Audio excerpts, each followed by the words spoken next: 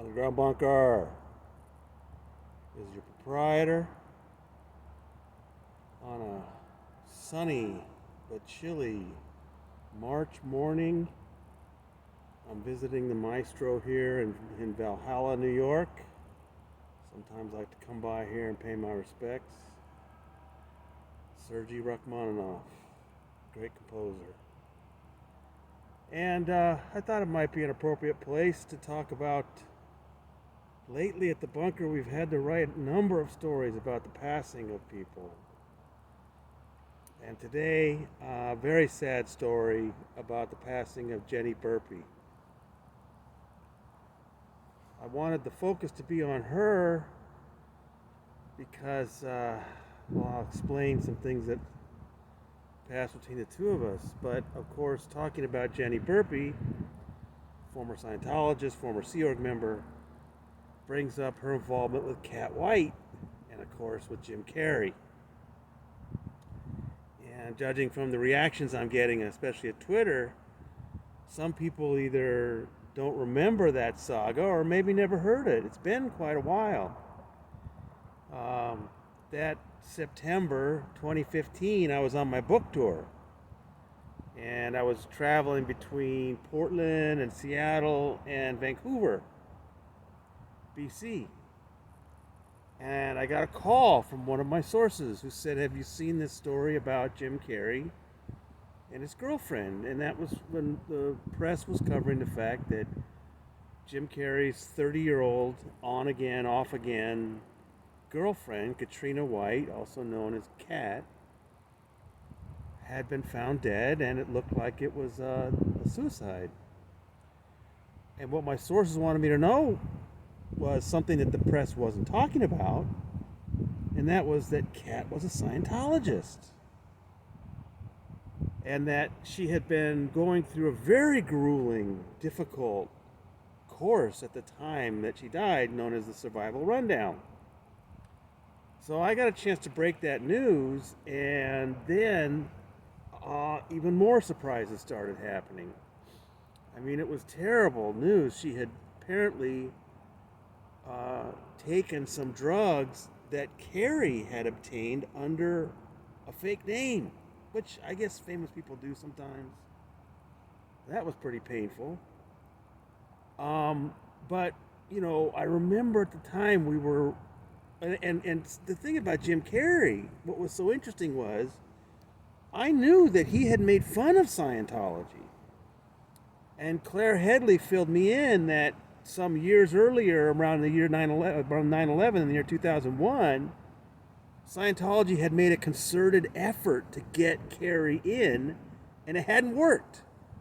And then he had poked fun at Scientology numerous times in his comedy. I just got the impression he didn't want to have anything to do with it.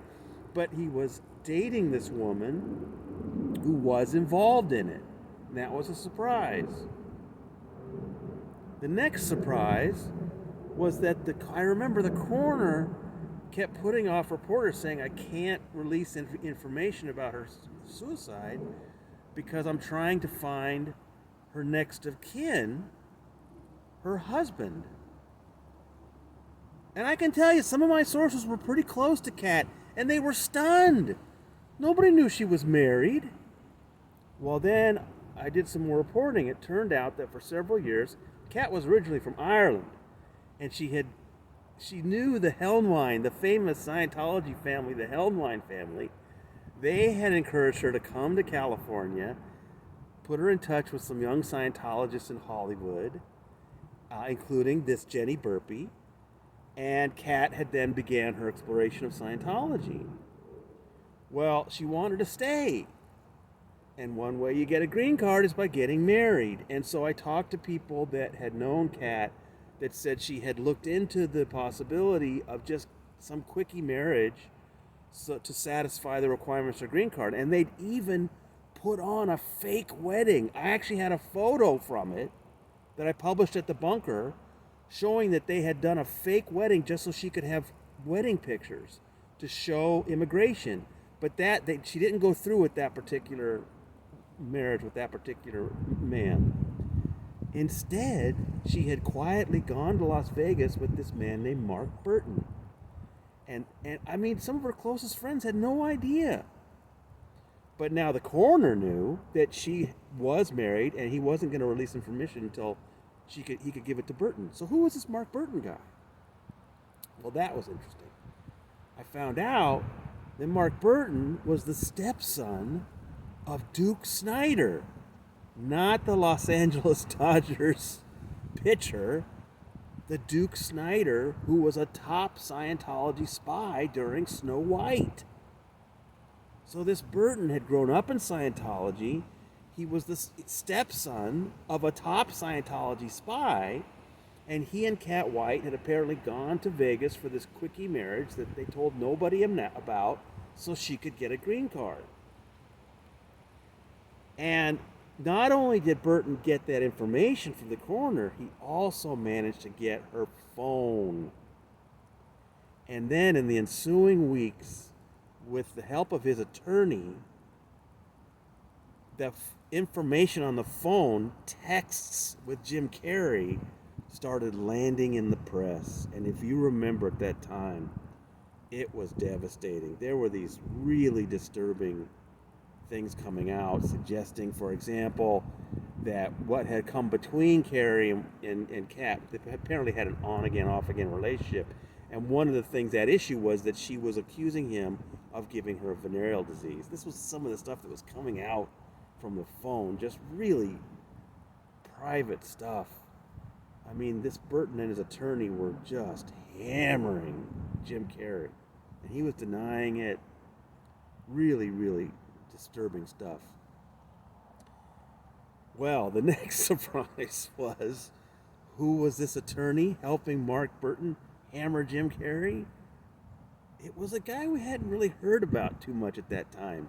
His name was Michael Avenatti. And I exchanged emails with the guy. He was very helpful to me, actually.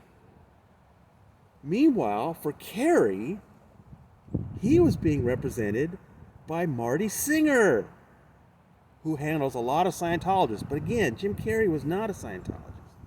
But Marty Singer was who a lot of actors went with. So Burton ended up filing a wrongful death lawsuit against Jim Carrey, accusing him of making those drugs available to her that she killed herself with. And again, leaking out these really private, damaging things about him. It was brutal. And I was trying to explain to other reporters, well, just keep in mind, this is a Scientologist doing this with the help of this Avenatti guy who none of us knew. Well, then what happened after that, right?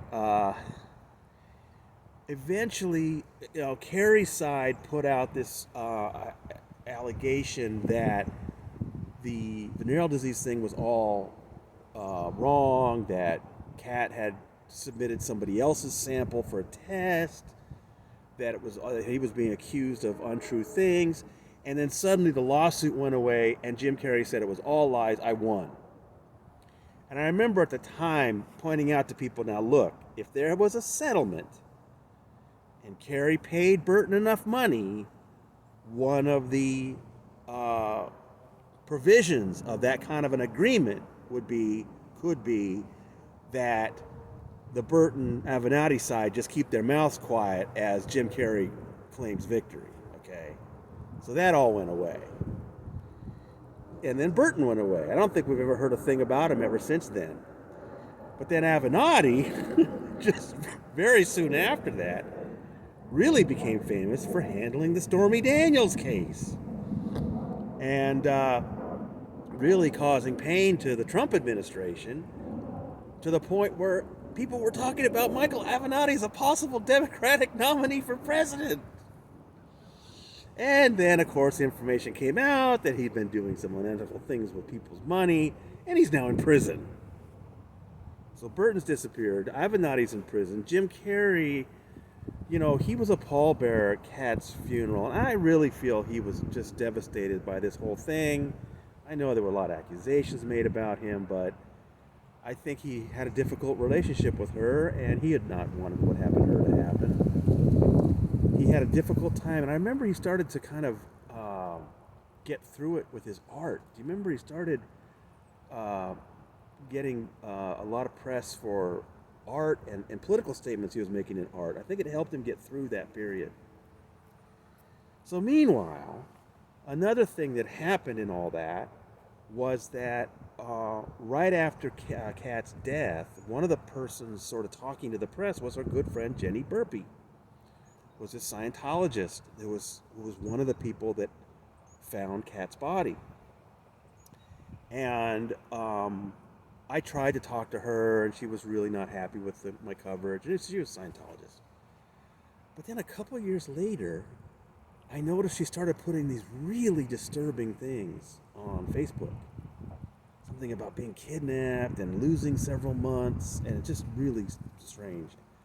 So I emailed her, and I said, listen, I'm really concerned about how you're doing. And she responded, and she reminded me that she did not like my coverage. Okay, fine. And she said, and I'm not sure what you're referring to.